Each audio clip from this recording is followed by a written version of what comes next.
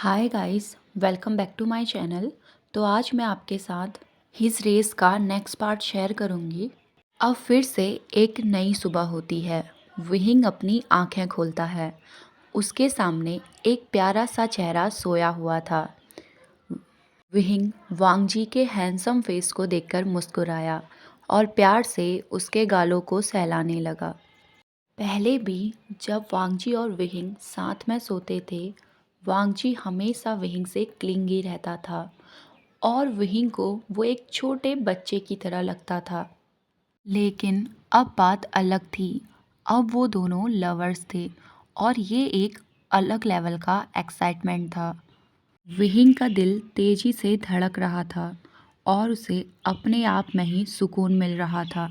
अब विहिंग उसके गालों को धीरे से थपथपाते हुए कहता है, डीडी उठो। लेकिन वांगजी ने विहिंग को टाइटली हग कर लिया। अब वो अपनी स्लीपी वॉइस में कहता है, सिर्फ 5 मिनट और विहिंगा।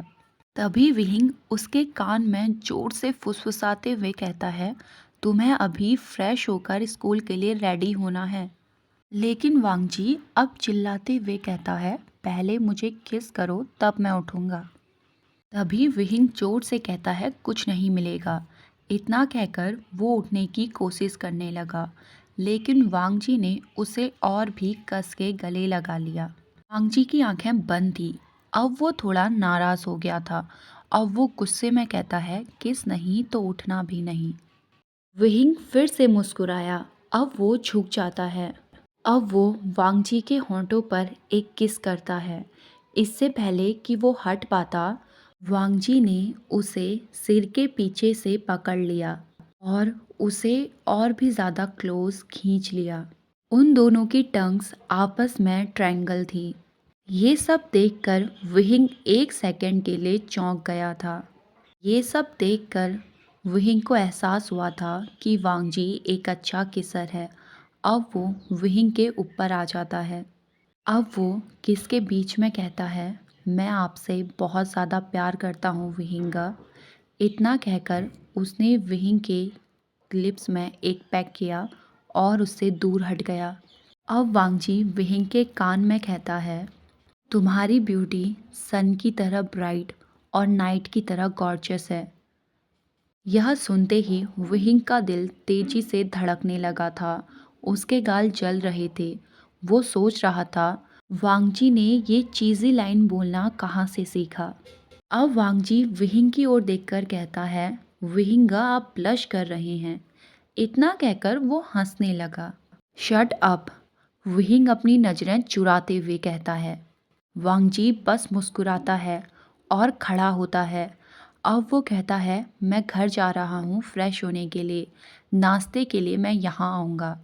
इतना कहकर वो जाने लगा, लेकिन दरवाजे में पहुँचकर वो पीछे की ओर मुड़ता है और विहिंग को देखकर एक आंख मारता है।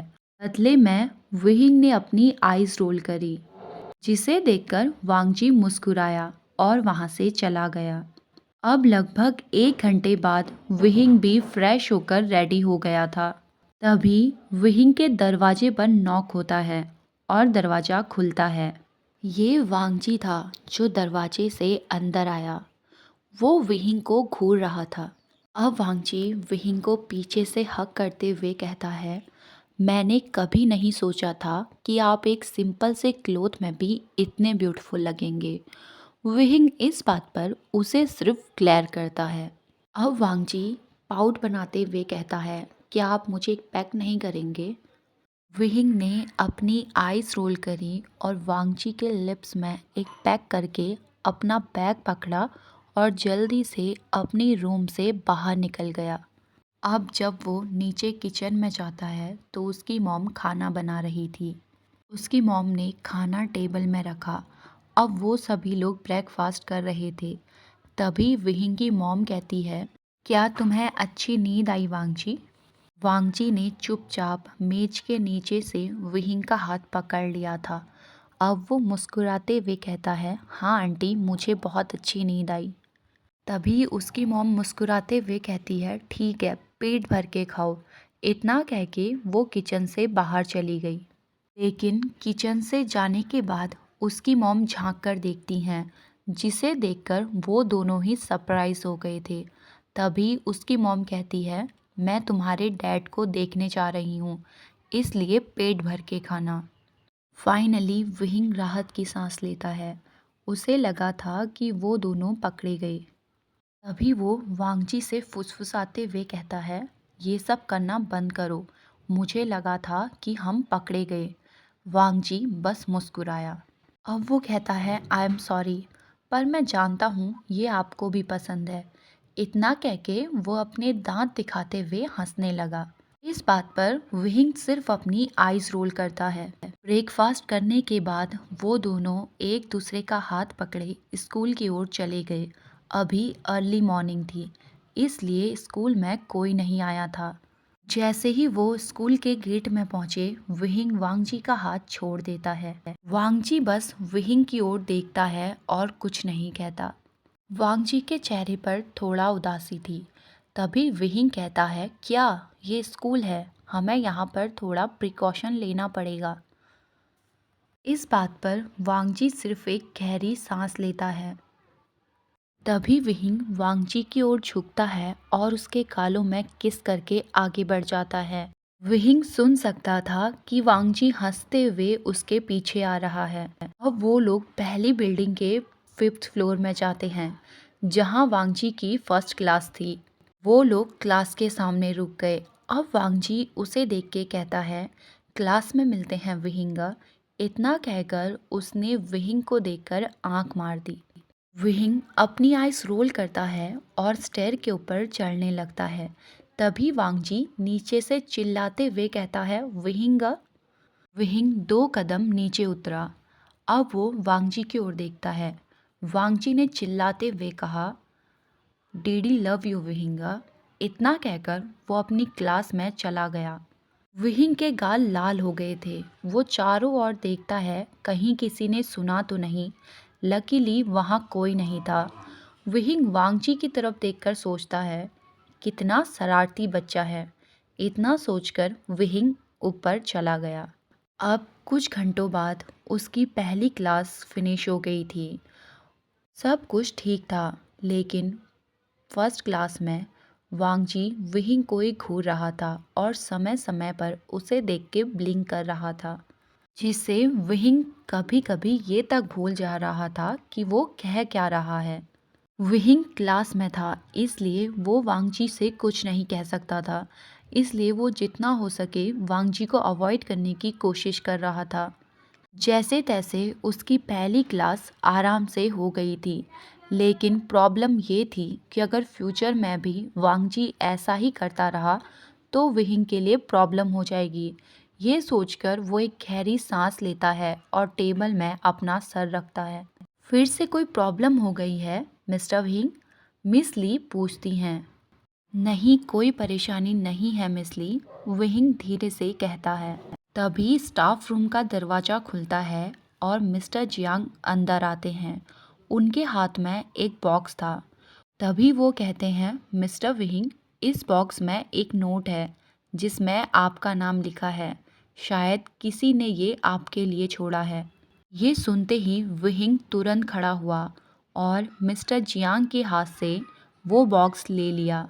विहिंग स्टाफ रूम से जा पाता तब तक सभी प्रोफेसर ने उसे घेर लिया। सभी उस बॉक्स की ओर देख रहे थे। तभी मिस ली कहती हैं, लगता है आपके किसी एडमायर ने भेजा है। तभी मिसेस जिन कहती हैं, पर अभी तो वैलेंटाइन भी नहीं है। विहिंग बॉक्स को खोलता है।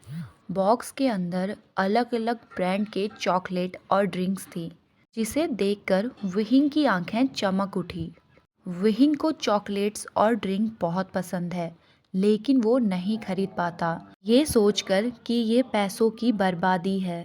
तभी मिस ली कहती है, आप काफ़ी लकी हैं मिस्टर विहिंग, आपका कोई एडमायर है जिसे पता है कि आपको चॉकलेट्स और ड्रिंक बहुत पसंद है।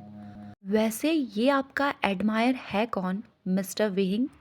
मिस्टर लैन वहाँ अचानक से आ गए। विहिंग ने जब मिस्टर जियान की ओर नज़र घुमाकर देखा तो मिस्टर लैन के हाथ मिस्टर जियान के कंधों पर टिके हुए थे। अब विहिंग जियांग को चिढ़ाते हुए कहता है, वैसे मिस्टर जियान, ये मिस्टर लैन का वेलकम करने का बहुत अच्छा तरीका है। जियान तुरंत ही उनके हाथ अपने कंधे से हटा देता है और अपना सर खुजलाते हुए कहता है, मेरा ध्यान नहीं गया। हालांकि विहिंग उसके लाल गाल साफ देख सकता था। अब विहिंग हंसते हुए कहता है, मैं तो बस आपको चिढ़ा रहा हूँ। वहाँ पर बात और बिगड़ती इससे पहले ही मिस्टर लैन वहाँ से घबरा कर भाग गए, जिसे देखकर पूरा स्टाफ हंसने लगा।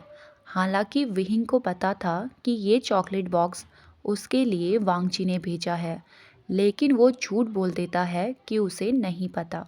तभी अचानक मिस्टर लैन फिर से वहाँ आए। अब वो कहते हैं, वैसे जवान होना काफ़ी अच्छा है, आपको एडमायर मिलते रहते हैं।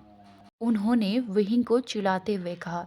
तभी विहिंग उन्हें चिढ़ाते हुए कहता है, वैसे मुझे लगा कि आपको भी मिस्टर जियान जैसा कोई मिल गया है। इतना कहकर विहिंग मिस्टर जियान और मिस्टर लैन की ओर देखता है, जैसे वो उन दोनों को बता रहा हो कि उसे उनका सीक्रेट पता है। उन दोनों के गाल ही लाल हो गए थे। मिस्टर लैन विहिंग का इशारा समझ गए थे। तभी वो कहते हैं, ठीक है मैं चलता हूँ, मज़े करो। इतना कहकर उसने बात को टाल दी और स्टाफ रूम से बाहर चला गया। अब सभी टीचर्स अपनी अपनी जगह पर बैठ गए थे। विहिंग बॉक्स की ओर देखता है और सोचता है इसे वो बाद में खाएगा।